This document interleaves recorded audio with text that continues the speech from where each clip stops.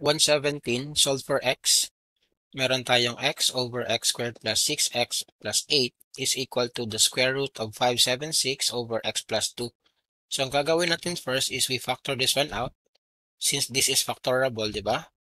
Meron kang x and then x plus 4 times x plus 2.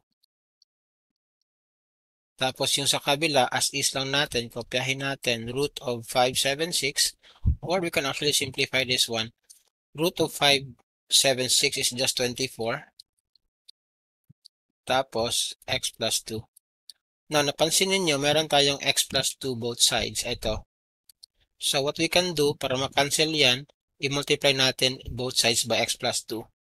So, dito, when we multiply x plus 2, magiging x over x plus 4. Okay, mawala yung x plus 2. Dito rin, mawala yung x plus 2. Meron lang tayong 24. So, cross-multiply lang natin. Meron kang x equals 24x plus, ano yung 24 times 4? That is just 96, di ba? 96. So, isolve natin yung x. Meron tayong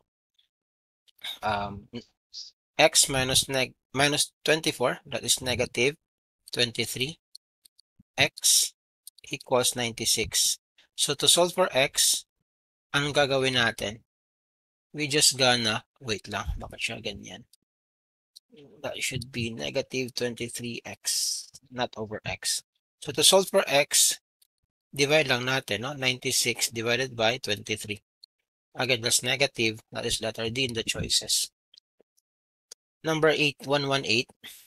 PQRS is a positive even integer with digits represented with the respective variable PQRS. How many possible number combinations are there if no digits can repeat? So dito, meron kang 4-digit number, no? Yan. PQRS. So ang sabi dito, even, even integer. So para malaman natin, di ba? Pag ang isang number is even, it should end with 0, 2, 4, 6, and then 8. Diba? Pero, since this is in 4-digit number, bawal to maging 0 dito. So, we're gonna have two cases. So, ang case 1 natin is ito. Ang case 1 natin, yung S natin is 0. Case 1, S is 0. We let S as 0. So, kung meron kang ganyan, PQRS yan, diba? So, meron kang PQRS. Ilan ba yung 0 natin? Diba, isa lang? Isa lang. So, dito, since taken na yung 0, how many numbers are left? Meron kang 9. Tapos dito, meron kang 8. Meron kang 7. So, you just multiply this one. 9 times 8 times 7 times 1. So, again, that's 9 times 8 times 7 times 1. That gives you 504. So, sa case 1 natin, meron tayong 504 na possibilities. Case 2 tayo. Ang case 2 natin will be yung ating S is not 0 but 2, 4, 6, 8. So again, PQRS tayo. Case 2. S is 2, 4, 6, 8. So dito, ilan yung ating S? Ilang possibilities ang pwede sa S natin? PQRS. Ilang possibilities ba? That is just 4, di ba? 2, 4, 6, 4. Now dito, since we have 10 digits, di ba? Including 0, 9 na lang siya kasi nga meron na tayong 4 dito. Yung merong isa. So 9 na lang yung possible dito. Pero take note, hindi pwedeng maging 0 to. So this is 8. 8 lang yan.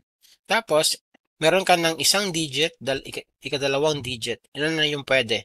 Meron ka ng 8 na lang yung pwede, di ba? So 8 and this is 7. And then you just multiply that one. Meron kang 8 times 8, 64. Times 7, that gives you 448. Times mo siya by 4, that gives you 1972. So, ang case 2 natin is 1972. So, add lang natin lang together. So, 1972 plus 504. That gives you 2296. So, ang sagot dito should be 2296, 2296. Wala sa choices, pero again, we'll go with C. Okay, C for Christ tayo. 2296. Let's do 119. Given the equation 2x squared plus 7x plus 0, plus 6 equals 0, what are possible values of x? So dito, pag sinabing possible value of x, ang ibig sabihin lang nito is ano yung value ng x that when substituted sa equation that will give you 0. So you can actually do TAE method dito. So let's start with 2, negative 2. This will give you 2, negative 2 squared plus 7, negative 2 plus 6. Is this 0? Try natin. Negative 2 squared is 4. Tapos times 2, that is 8. 8. Tapos ito naman will give you negative 14 plus 6 equals 0. Ito is negative 14 plus 6. 8 plus 6 is 14 minus 14, this is 0. So, mean to say, A yung ating sagot. Okay? Or you could do factoring dito. Let's do factoring. So, pwede natin gawin, AC method tayo. Plus 6 equals 0. Ang gawin mo lang pag AC, multiply mo yung, yung A and C. Yung A mo is 2. So, 2 times 6 yan. Meron kang 12. So, ano yung factors ng 12 that when added together will give you 7? 3 and 4 lang yan, di ba? 3 and 4. So, meron ka dito. Ang gawin mo lang is x plus 3 tapos x plus 4 equals 0. Since ito ay 2, i-divide mo siya by 2. Ito, divide by 2, divide by 2. So, ano yung mga roots mo? Ang mga roots mo will be x equals negative 3 over 2. And then, ang isa is x equals negative 2. Which is again given sa ating problem. Letter A yan. 120. Given that the population of the Philippines is 100 million people, how many individuals are non-Roman Catholic? So dito, ang Roman Catholic is 82%. So expected, itong remaining is 18. So to solve this, ano yung 18% ng ito, 100 million? Okay? The best way to approach this is, since 0, 0 yan, kunin mo yung 18% ng 100. Di ba 18 lang? Tapos add back mo tong mga zeros na yan. So that is 18 million. That's letter D in the choices. Follow for more.